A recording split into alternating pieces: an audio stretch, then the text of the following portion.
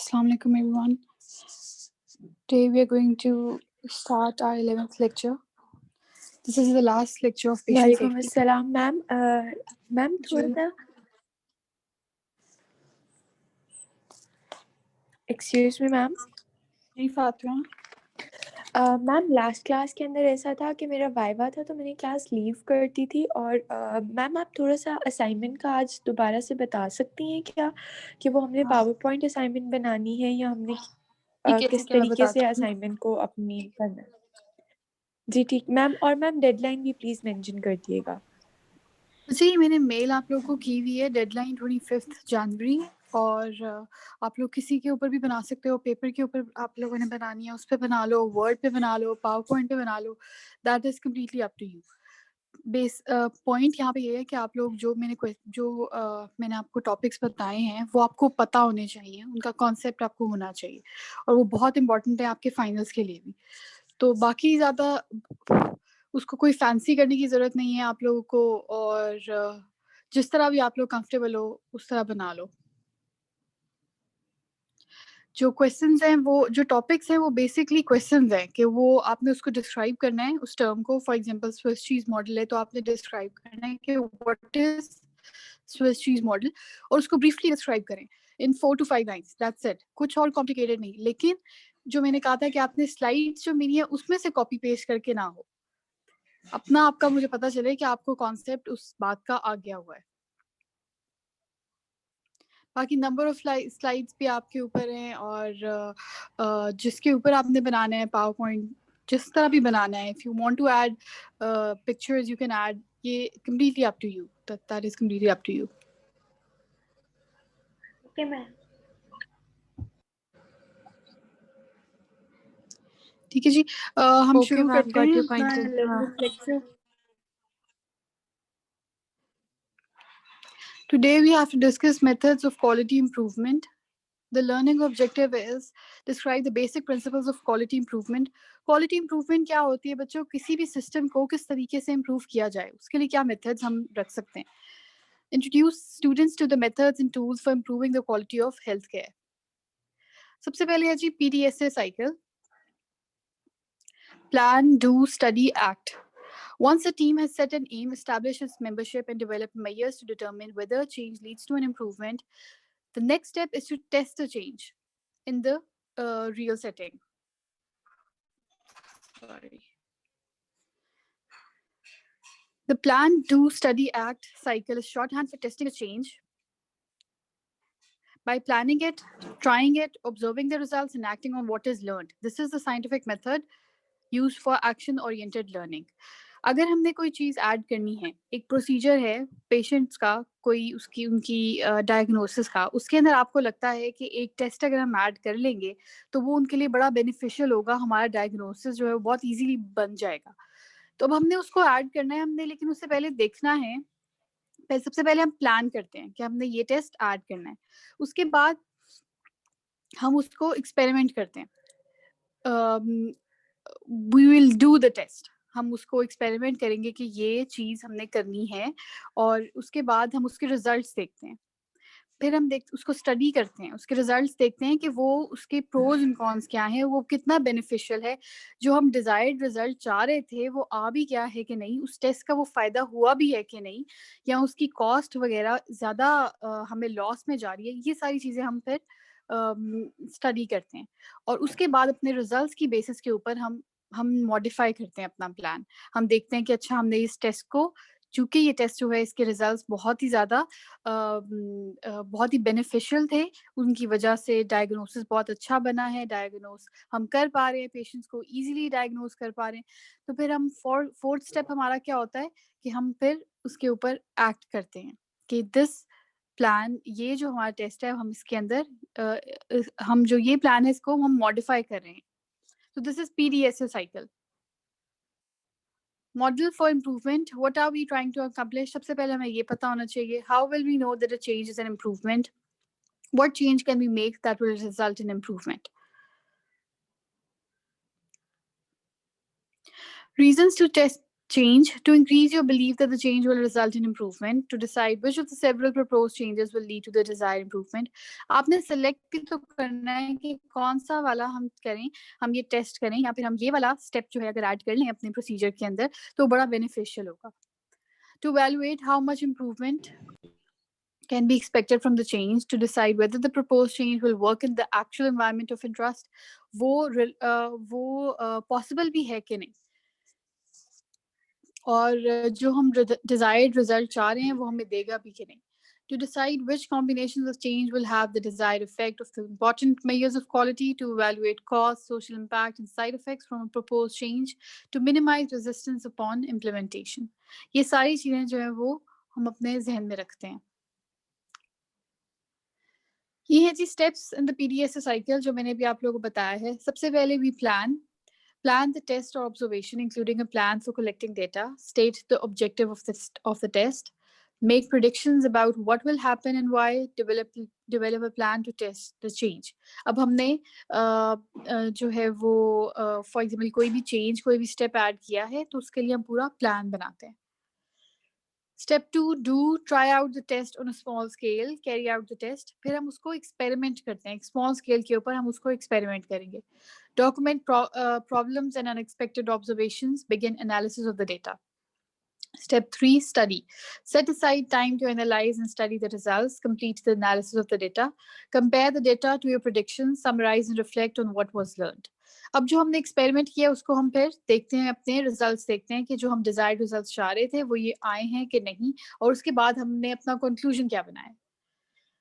Step 4, act. Refine the change based on what was learned from the test. Determine what modifications should be made. Prepare a plan for the next test. उसके बाद हम अपने उन conclusions की basis के ऊपर act करते हैं. एडिशन या फिर हम उसको बोलते हैं अगर हमें लगता है कि इट इज़ नॉट रिक्वायर्ड. जो भी हमारा प्लान था उस हिसाब से फिर हम वर्क करते हैं जो हमारे रिजल्ट्स हैं. ये जी एग्जांपल है diabetes plan visit for blood sugar management. अब अगर एक डॉक्टर है और वो ये प्लान करता है कि वो पेशेंट के साथ प्लान विजिट्स जो है वो अरेंज करेगा. ये उसका प्लान है, वो एक्सपेरिमेंट करेगा उसके ऊपर, उसके बाद उसकी कंक्लूजन देखेगा. अगर पॉजिटिव हुआ फीडबैक पेशेंट से अच्छा आ रहा हुआ, और फिर अगर एक पेशेंट के ऊपर वो एक्सपेरिमेंट करेगा, उसके बाद अगर रिजल्ट्स उसके पॉजिटिव हुए, पॉजिटिव फीडबैक आ रहा हुआ, तो वो नेक्स्ट टाइम से अपने हर पेशेंट के अंदर ये चीज़ ऐड कर लेगा, प्लान विजिट्स ऐड कर लेगा. ये दिस इज द पीडीएसए साइकिल. आगे जी इम्प्रूवमेंट एक्टिविटीज़ एंड टूल्स. किस तरीके से हम इवैल्यूएट करते हैं किसी भी प्रोसीजर को, उसके अप्स एंड डाउन्स किस तरीके से हम देखते हैं, वो उसकी इम्प्रूवमेंट किस तरह देखते हैं. अगर हमने किसी भी ड्रग, किसी मेडिकेशंस, किसी ट्रीटमेंट की इम्प्रूवमेंट देखनी हो, वो हम किस तरीके से हम नोट करें. तो उसके लिए we have some tools like flow charts, cause and effect diagrams, Pareto charts and run charts, जिनको भी हम डिस्कस करेंगे. ये है जी flow chart. A flow chart, process flow chart is a diagram that shows the sequential steps of a process and the decisions needed to make the process work. Within the chart, visual representation, every step is indicated by a shape. These shapes are connected by lines and arrows to show the movement and direction of the process. ये आप लोग देखें, जैसे ये example है किसी भी patient management की, उसके अंदर फिर पेशेंट्स को अगर हम डिवाइड कर देते हैं और उनकी मैनेजमेंट के हिसाब से डिवाइड कर देते हैं, तो हम क्या करते हैं कि हम एरोज के हिसाब से उस प्रोसीजर को शो करते हैं कि इस तरह स्टेप वाइज वो प्रोसेस हो रहा है. कोई अगर फीडबैक हो तो हम उसको वो एरो जो है वो पिछले स्टेप पे लगाते हैं, जिस भी स्टेप को वो इनहिबिट कर रहा हो या फिर इंड्यूस कर रहा हो. तो इस तरीके से अब नॉर्मली भी आपने कोई चीज़ अपनी एक्सप्लेन करनी हो, हम स्पेशली हम मेडिसिन के अंदर ये चीज़ बहुत ज़्यादा यूज़ करते हैं. एक लेंथी प्रोसीजर को अगर आप एक रिटन फॉर्म के अंदर लिखेंगे तो उसके अंदर बहुत डिफ़िकल्ट हो जाएगा ये देखना कि क्या क्या फैक्टर्स हैं जो नेक्स्ट स्टेप को अफेक्ट कर रहे हैं. तो इसलिए फिर हम क्या करते हैं, हम फ्लो चार्ट बना देते हैं which is very easy to understand, और आपकी बात जो है वो बहुत ईज़िली कम्युनिकेट हो जाती है, हमें पता चल जाता है कि क्या स्टेप वाइज़ प्रोसीजर हो रहा है। So this is flowchart. Next is cause and effect diagram, also called as Ishikawa diagram. A cause effect diagram is a visual tool used to logically organize possible causes for a specific problem or effect by graphically displaying them in increasing detail, suggesting causal relationship among theories. Cause and effect diagram क्या है? इसको हम Ishikawa diagram भी कहते हैं, इसे हम fishbone diagram भी कहते हैं. This is the diagram. Fishbone इसलिए कहते हैं because it looks like fish bone. जिस तरह आप इसके arrows देखें. तो है ये क्या? इसमें हमने क्या फोकस, हमारे जो 2 फैक्टर्स हम डिस्कस करते हैं वो होते हैं cause and effect. What were the causes और उसकी वजह से उसका इफेक्ट क्या है. पुअर क्वालिटी ऑफ केयर है फॉर एग्जांपल, उसके अंदर हमने डिफरेंट देख लिए factors, people, equipment, environment, process, ये सारे फैक्टर्स जो थे वो उसके कॉजेज हो गए और उसके बाद उनका इफेक्ट क्या आया कि वो पुअर क्वालिटी ऑफ केयर जो थी वो पेशेंट्स को मिली. अब इसी तरह अगर हम देखते हैं कि पीपल के अंदर poor role definition among health care workers, inadequate education, insufficient staffing, ये सारे पीपल ह्यूमन फैक्टर्स हो गए. फिर इक्विपमेंट्स अगर इक्विपमेंट फेलियर हो, इक्विपमेंट्स उनके नंबर ऑफ इक्विपमेंट्स हमारे पास ना हो, अवेलेबल ना हो, या फिर उनकी अगर उनकी ऑटोक्लेव उनको ना किया जाए, उससे इन्फेक्शन जो फैल सकती है, उससे क्वालिटी ऑफ हेल्थ जो है वो अफेक्ट हो सकती है. तो ये वो वाले फैक्टर्स आ गए. इसी तरह अगर एक हॉस्पिटल है, उसकी मैनेजमेंट ठीक नहीं है, उनकी पॉलिसीज ठीक नहीं है, तो फिर हम वो वन ऑफ द फैक्टर्स आ गए. उसके अंदर स्टाफ एडिक्वेट नहीं है, या फिर उनके अंदर डिपार्टमेंट्स जो है वो डिवाइडेड नहीं है, ओवर क्राउडिंग हुई हुई है पेशेंट्स की, जो पेशेंट्स और हॉस्पिटल स्टाफ रेशियो है, डॉक्टर और पेशेंट की रेशियो है, वो डिस्टर्ब्ड है. तो उसकी वजह से भी क्या होगा कि obviously quality of health disturb होगी. और इसी तरह एनवायरनमेंट है कि कोई भी environmental factors हो गए. So this is a diagram which shows the causes and the effect of those causes.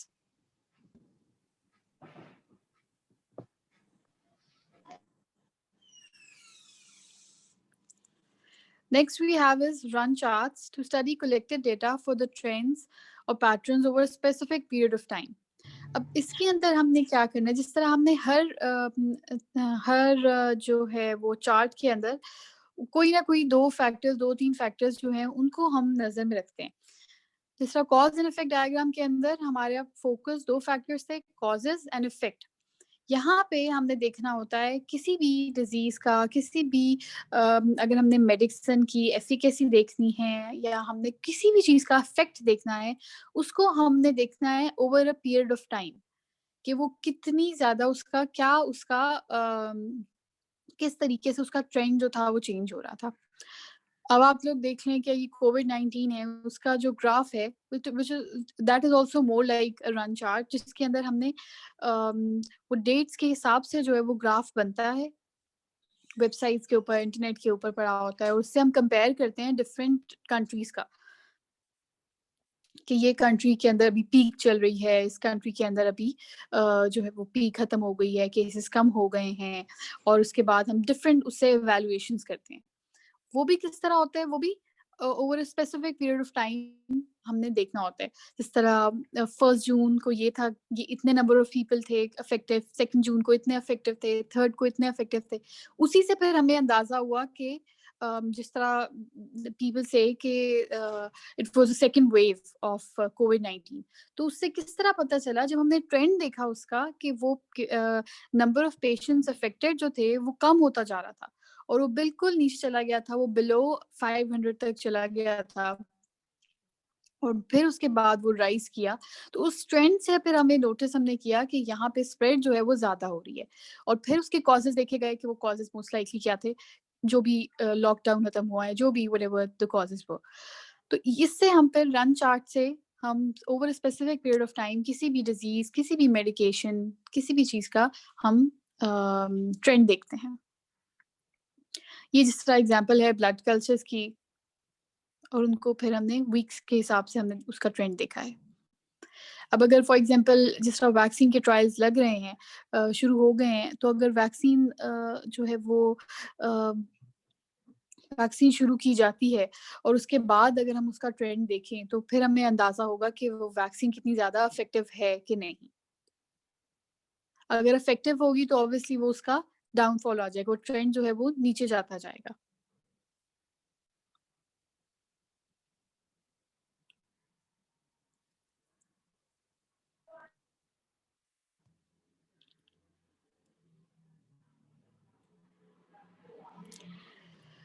Okay, Jeet. Next is Pareto charts. A Pareto chart is a basic quality tool that helps you identify the most frequent effects, complaints, or any other factor you can count and categorize. इसके अंदर हम different factors देखते हैं और उनकी prevalence देखते हैं कि वो कितने ज़्यादा प्रेवलेंट हैं, उनकी वो कितने बड़े कॉज हैं। फॉर एग्जांपल आपने ये कॉज एंड इफेक्ट डायग्राम के ना देखा है कि यहाँ पे पीपल के फैक्टर, ह्यूमन फैक्टर्स है, एनवायरनमेंट का है, इक्विपमेंट का है, लेकिन हमें पता नहीं चल पा रहा कि कौन-सा फैक्टर ज़्यादा प्रेवलेंट है, कौन-सा फैक्टर सबसे ज़्यादा उसकी कॉज़ है, सबसे इम्पोर्टेंट उसकी कॉज़ है। तो अभी हम इसके ऊपर वर्क नहीं कर सकते उस तरीके से। We know the causes but we do not know कि उनकी प्रेवलेंस क्या है।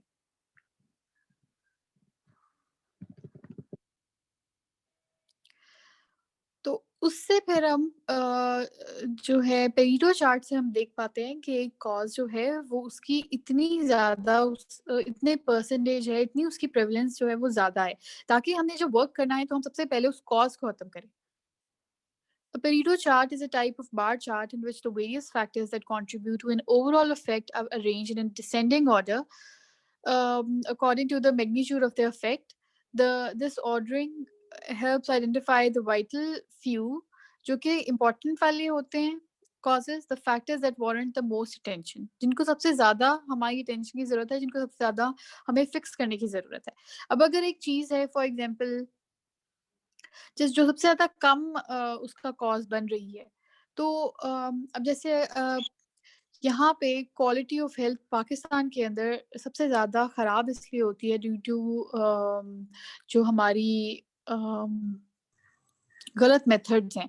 क्वैक्स का सिस्टम जो है पेरिफेरीज़ के अंदर, कई ये जो है बी हेप सी वायरस है, एचआईवी है, ये सबसे ज़्यादा जो फैलता है, ये इन्फेक्टेड नीडल्स से फैलता है, यूज़ सिरिंजेस से फैलता है। अब ये इसकी one of the most important causes है। अगर आप इसको इसी तरह अगर हम जो है वो इसकी वन ऑफ द कॉज़ है, अगर आप डेंटिस्ट के पास जाएँ और वो आपके इक्विपमेंट्स ऑटोक्लेव ना हुए हुए हों, लेकिन वो फिर भी उसकी प्रेवलेंस थोड़ी कम है। चूँकि हमारा एक मेजॉरिटी ऑफ तबका जो है वो पेरिफेरीज़ के अंदर होता है, सिटीज़ के अंदर कम होते हैं एज़ कम्पेयर टू जो हमारे देहात हैं वो ज़्यादा हैं, गाँव ज़्यादा हैं। उनके अंदर जो प्रैक्टिसेज़ हैं वहाँ पे इतनी एजुकेशन उस तरह नहीं पहुँची हुई। वहाँ पे इतने फैसिलिटीज़ नहीं हैं, तो लोग जो हैं वहाँ पे क्वैक्स और जो दूसरे इस तरह की प्रैक्टिसेज़ होती हैं, रॉन्ग प्रैक्टिसेज़ जो होती हैं, वो बहुत ज़्यादा कॉमन है। और फिर वो जो वहाँ पे सबसे ज़्यादा ये चीज़ें इग्नोर होती हैं और उसकी वज़ह से सबसे ज़्यादा ये जो है उनका हेप बी, हेप सी वायरस का जो सबसे इम्पोर्टेंट कॉज़ है, वो ये होता है। तो अब हमें पता है कि ये सबसे ज़्यादा इम्पोर्टेंट कॉज़ है, हमने इसको सबसे पहले फिक्स करना है। हमने इसको सबसे पहले फिक्स करना है, हमने हॉस्पिटल्स, क्लिनिक्स, हमने हर पॉइंट के ऊपर ये क्वैक सिस्टम को हमने खत्म करना है। हर पेशेंट को हमने उनको बताना है, उनको गाइड करना है और इसीलिए फिर गवर्नमेंट की तरफ से जिस तरह अब जो है वो बेसिक हेल्थ यूनिट्स जो है वो बहुत फंक्शनल हैं और उनके लिए हर डॉक्टर के लिए if you have to practise here तो वहाँ पे ऑलमोस्ट इट इज़ कंपल्सरी कि आपने वहाँ पे जॉब करनी है। तो उससे फ़ायदा क्या होगा कि जब एक डॉक्टर पेशेंट को देखेगा, उसको पता होगा कि उसने ये प्रैक्टिसेज़ को आहिस्ता-आहिस्ता कम करना है। पेशेंट्स आहिस्ता-आहिस्ता क्वैक्स और इस तरह की चीज़ों के पास, डिस्पेंसर्स के पास जाना छोड़ देंगे। तो अब इसलिए फिर हमें पता होना चाहिए कि कोई कॉज़ कितना ज़्यादा प्रेवलेंट है, हमने उसको फिक्स करना है। ये जो हम इसका बनाते हैं, इस तरह बनाते हैं कि हम नीचे हमने उसके कॉज़ेज़ लिख दिए हैं। अब अगर एक पेशेंट पेशेंट जो है उसकी फॉल का केस है, उसके क्या-क्या कॉजेज़ थे? उसकी जनरल कंडीशन थी, लॉस ऑफ बैलेंस हुआ, डिज़ीनेस हुई, गेट डिस्टर्बेंसेस हुई, मेडिकेशंस वो नहीं ले रहा था, वेट फ्लोर था, इक्विपमेंट डिवाइस का कोई इश्यू था, इम्प्रॉपर फुटवियर था, अनअटेंडेड था। ये सारे कॉजेज़ थे, लेकिन अगर हम उसको सिर्फ़ अभी हम इस पे फ़ोकस करें कि पेशेंट का फुटवियर ठीक नहीं था और उसको हम फिक्स करने की कोशिश करें, तो आप देखेंगे कि उसकी प्रेवलेंस जो है वो इतनी कम है। यानी उसके चांसेस जो थे फुटवियर खराब होने की वजह से बहुत कम थे। तो इसलिए उसको फिक्स करना इज़ नॉट इम्पोर्टेंट। अभी हमने जो सबसे ज़्यादा इम्पोर्टेंट है हमने उनको फिक्स करना है। तो उसको हम फॉर एग्ज़ाम्पल हम फर्स्ट 3 को लेते हैं और फर्स्ट 3 को हमने फिक्स करना है। उनकी हम प्रेवलेंस हम मिला के देख लेंगे, जो आप डिज़ीनेस के ऊपर जो आप पॉइंट देखेंगे, वो इनकी कलेक्टिव प्रेवलेंस है। यानी ये तीनों कॉजेज़ जो हैं वो ऑलमोस्ट 70 टू 80% कॉज़ थे पेशेंट की फॉल का। तो इसलिए फिर हमने उसको फिक्स करना ज़रूरी है। इसलिए फिर हमें अंदाज़ा हो गया कि ये सबसे ज़्यादा इम्पोर्टेंट कॉज़ेज़ हैं।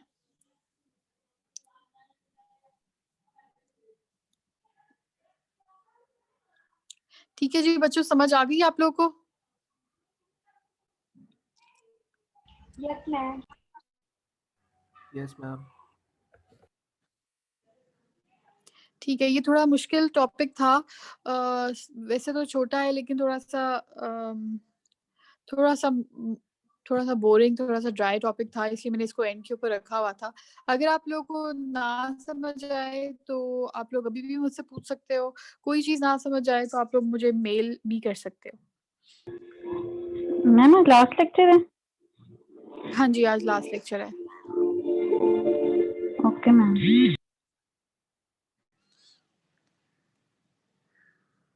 किसी का कोई सवाल? No ma'am. मैम जो असाइनमेंट में आप एक्सक्यूज़ मी मैम। हाँ जी। मैम असाइनमेंट के बारे में थोड़ा-सा पूछना था कि जो आपने भेजी हैं उन सारे टॉपिक्स के ऊपर कितना को मैक्सिमम लिख लें? अच्छा मैंने अभी आपको बताया है 4 टू 5 लाइन्स। ओके और मैम रेफरेंसेस या एंड नोट्स वगैरह वुड दे बी नीडेड या हम ऐड कर सकते हैं? नहीं, नहीं, नहीं, नहीं। नहीं, नहीं। ये ऑप्शनल है, आपके ऊपर है अगर आपने ऐड करना है वैसे कोई ज़रूरत नहीं है। Okay, thank you so much ma'am.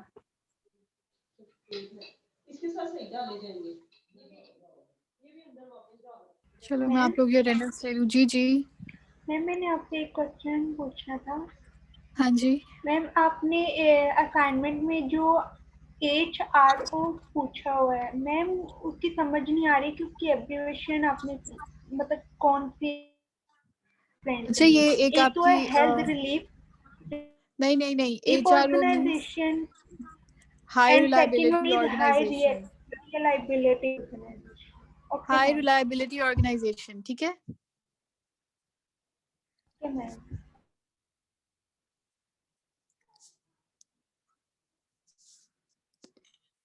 चलिए मैं आप लोग की अटेंडेंस ले लूँ।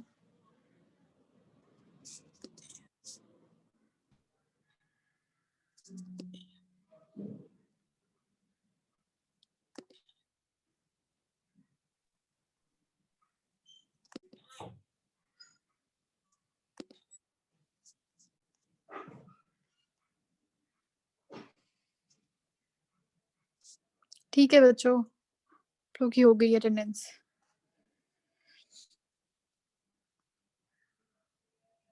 और मैम फाइनल एग्जाम का प्लीज बता दें कि आपके पास कोई डेट्स आ गई हैं या मैम अच्छा आप कब डेट फ़रवरी अनाउंस है।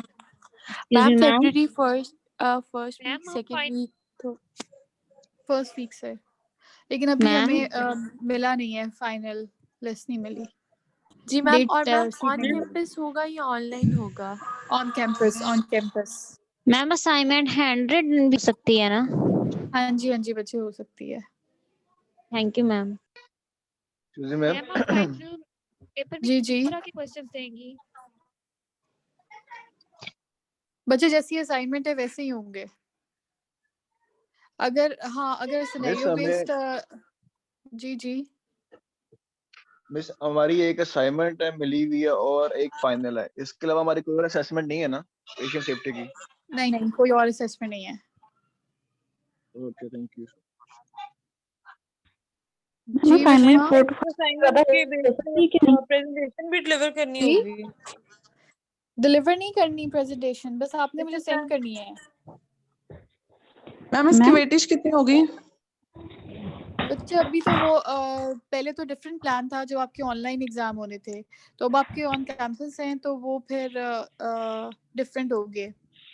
तो जैसे ही मुझे पता चलेगा मैं आप लोगों को बता दूंगी, क्योंकि मैम वेटेज असाइनमेंट फिर डिफरेंट हो जाती 4 to 5 लाइन से ज्यादा हो सकती है कि बस ये 4 to 5 है। लाइन 4 to 5 लाइन नहीं करना है? मिनिमम। बाकी अगर आपने ज्यादा आपने एक्सप्लेन करना है तो that is up to you. Okay ma'am ठीक है।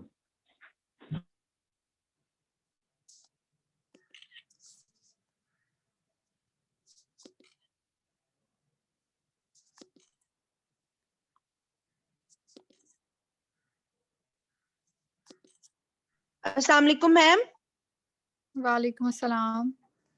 मैम मैंने पूछना था कि ये पक्का हो गया है कि हमारे एग्जाम्स यूनिवर्सिटी के अंदर ही होने हैं? जी बच्चे अभी ऑन फिलहाल तो यही है। जी क्योंकि पहले कह रहे थे ना ऑनलाइन का ज्यादा। अच्छा अभी अभी फिलहाल तो यही बात पता है, अगर मुझे कुछ पता चलेगा I will notify you guys. Okay thank you ma'am. ठीक है बच्चों, आप लोग कर सकते हो लीव, आप लोग की हो गई अटेंडेंस। एक्सक्यूज मी मैम, मेरा डिस्कनेक्ट हो गया है तो आप मेरी प्लीज लगा दीजिए। ठीक है ठीक है। Okay ma'am thank you.